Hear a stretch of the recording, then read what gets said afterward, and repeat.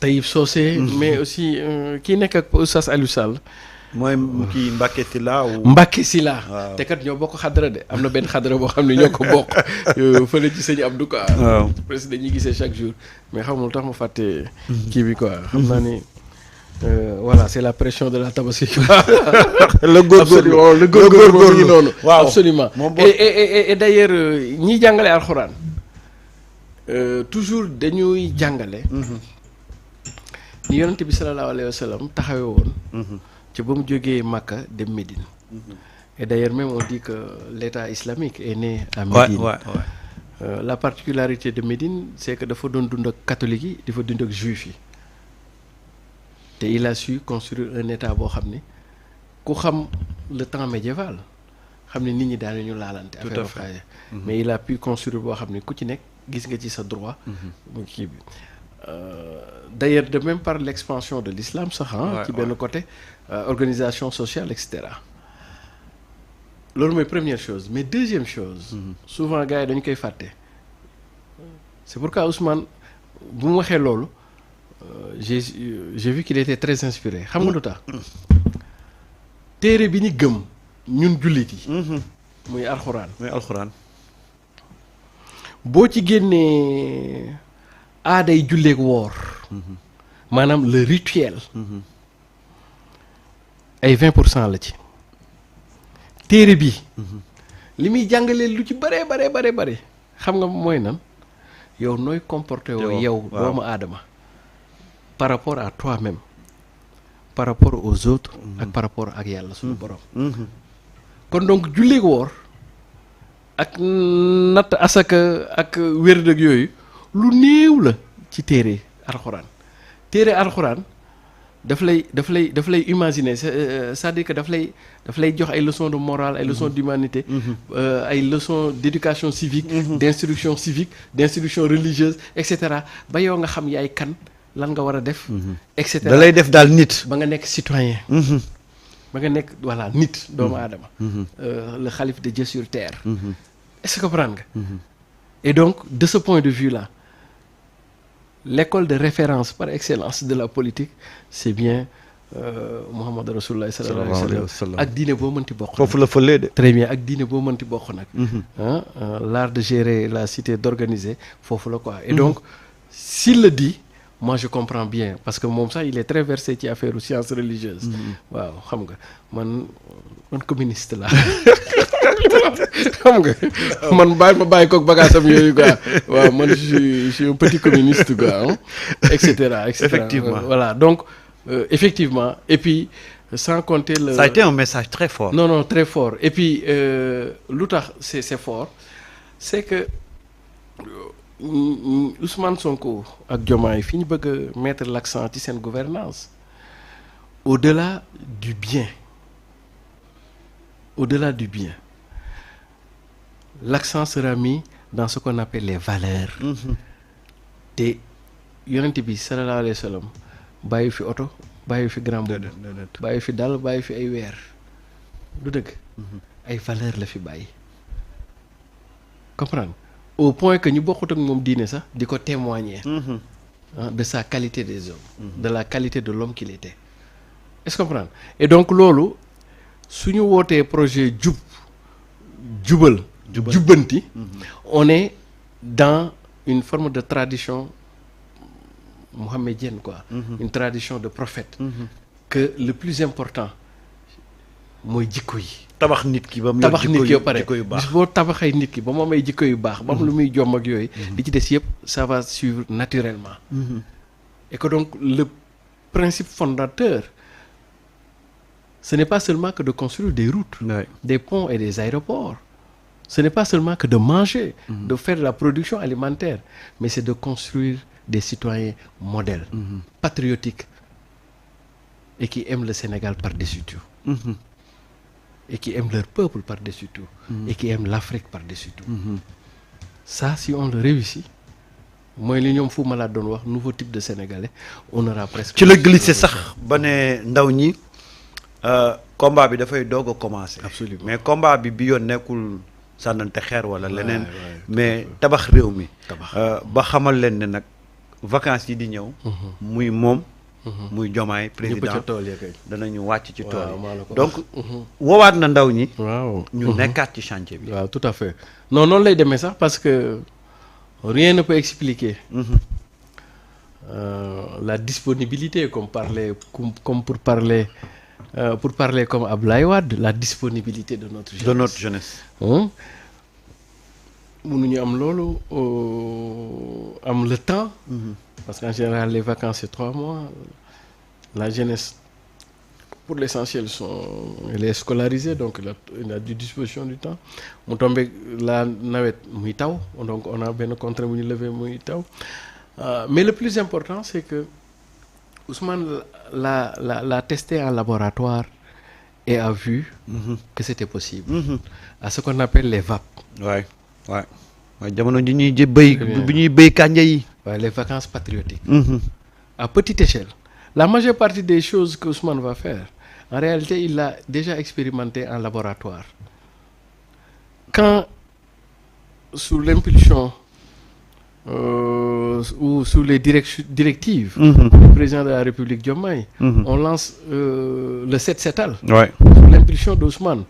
C'est ce qu'il avait réussi à Ziguinchor à travers les curages etc.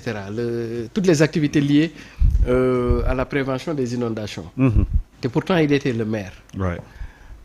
Les vacances agricoles comme ni ngeen koy waxee patriotiques.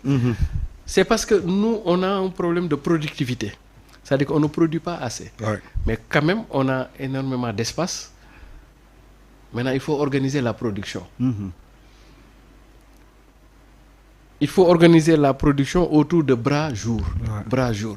Et ça aura bi Ousmane am ak dayo bi mu am ak cofeel bi yàlla def nit ñi kii ko su wootee nit ñi danañ dem bàyyi. dafay mel ni comme 2000 gis nga Abdoulaye Wade bi muy doog waaw 2000 su noonu sénégalais yi wàcc leen ngeen bërëngu ci tali bi ñëppay wàcc lu mu waxaan dañu def lu mu waxoon ñu def ko Ousmane foofu la toll ci xale yi kon tey jii bu leen woowee man kañ damay tooñ nag sëriñ bi daan jël ndongo yi di leen yóbbu ñu leen di bàyyi li ñëw am nañ problème mais damay tooñ rek.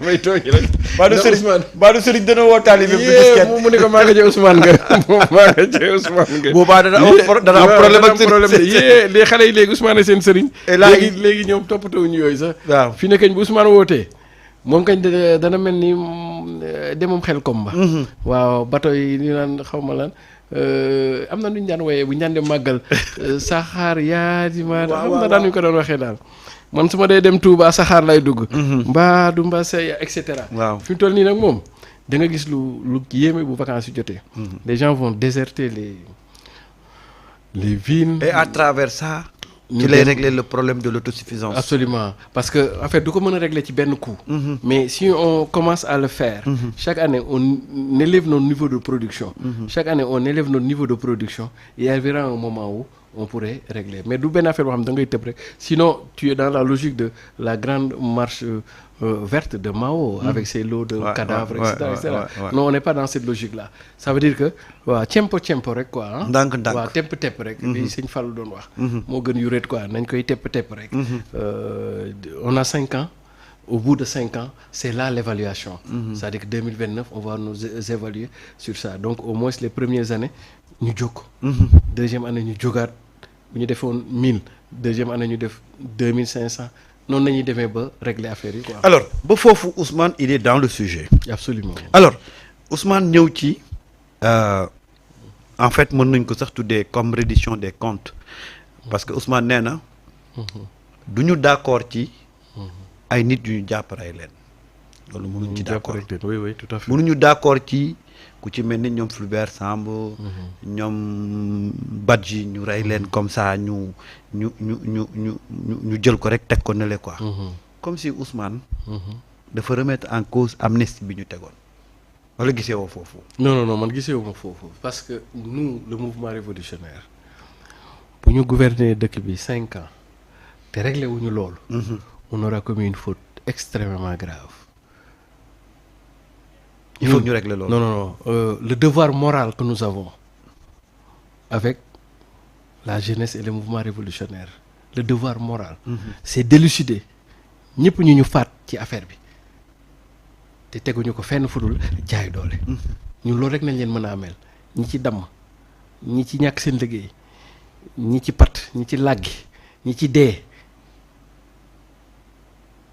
lenn rek daa xam ne bu ñu fi toogee ba 5 ans jeex te réglé wuñu ko mooy ñooñu le sort de ça pour que justice soit faite c'est du question de vengeance mon grand. C'est-à-dire que justice soit faite parce que ku ci ñàkk sa doom mu xam voilà les causes yu tax mu kii ko juge lii la ci wax. ku ci am ñàkk sa liggéey ku ci damm ak yooyu c'est vrai on va faire de tout ce qui est de notre mieux pour impulser le développement mais ça c'est un devoir moral que le mouvement révolutionnaire ne nous le pardonnera jamais. Si au bout des 5 ans nous ne tirons pas toute la lumière sur tout ce qui s'est passé de 2021 jusqu'à 2023 et que ku ci taq wala ku ci laale am nañu ay loi ak ay règlement mu dal sa kaw. comprendre même su fekkee sax après dañuy dem ci commission réconciliation mais il faut d'abord la vérité. Il faut des enquêtes ñu xam booy yi dee lan moo leen rey et du booy rek a dee comme yaa ngi ko wax ni ñoom dijee et cetera et cetera. Voilà mais nag du vengeance du da ngay tëb déedéet yoon mooy doxal ba cëppaandaw ga ñu xam diw moo def au moins sur cette question là il a été très clair parce que xam nga depuis que bu ñu siñ defee amnistie bi daanaka bi mooy gulit Ousmane di doog a prononcer. Ah oui absolument absolument. Donc beaucoup de gens seen xel dafa la demoon et puis sax amnistie bi il faut être aussi très clair. Ousmane n'a jamais été demandeur quand même. Encore moins Diomaye le président. Nous le mouvement révolutionnaire on a toujours combattu l'amnistie. Macky Sall la affaire am la. moo ñu jàppoon tëj ñu. moo ñuy ubbil ñu bunt ñu ne ñu génn leen mais ñu du ñàkk fay de toog foofu naan ko génnuñu dañuy génn dem battre campagne moo ñu tëjoon ubbi na bunt yi ne génn leen lan lañ fay defati dañuy génn dem. Donc il y a pas eu non si li ma bëgg a foofu mooy amnistie bi loolu Macky Sall le conseil. Il y a pas eu de protocole de Cap Manuel. Je n'en sais pas yaakaaruma ko quoi je n'en sais pas mais en tout cas nous le mouvement révolutionnaire on a payé un lourd tribut. ak lépp lu ñu mën a def au bout de 5 ans on se donnera tous les moyens d'élucider li fi jot a xew yëpp au nom de nos martyrs au nom de nos morts ñu far ci ñun wala ñu far ci ñeneen mais sont des Sénégalais et dès lors qu'ils sont des Sénégalais dañu war a xam nan la fa demee qui est responsable ku ci taqee ku ci taqewul li yoon wax ñu def ko. En tout cas sur ce point-là il a été très clair. Ça nous le devons à nos morts quand même. waaw parce que mënoon na doon yow mi mënoon na doon man mi mënoon na doon sama doom mënoon na doon sa doom comprendre nga pour que au moins nga faire son deuil. Tu sais qu'il y a des familles qui jusqu'à présent n'ont pas fait le deuil. Nous leur devons nag de les aider à faire le deuil parce que leurs enfants, leurs fils, leurs maris, etc. sont morts pour la cause et la cause est arrivée au pouvoir. Et donc on ne doit jamais les oublier. Vraiment, c'est même un devoir de mémoire. C'est un devoir de mémoire pour nous. Cette affaire-là, on va le tirer au clair. En tout cas, ñu bëri ñu ngi xaar que c'est vraiment situation boobu ñu tirer ko au clair. Non inchallah rabbi mais comme rek ni ma la wax rek du vengeance du vendetta affaire de droit la. ak état. On a des structures qui existent on a des rapports on a des enquêtes et cetera ku ci nekk di nga ci def sa wàll. li cay police wàllam la cay gendarmerie wàllam la cay justice wàllam et cetera administration pénitentiaire wàllam et cetera et cetera et cetera. ñëpp ku ci dem sa wàll rek. wàll quoi. voilà kon daal. jarul yàkkamti quoi on en a. mën nga daal mën nga pardonner lu nekk ba mu des. yéen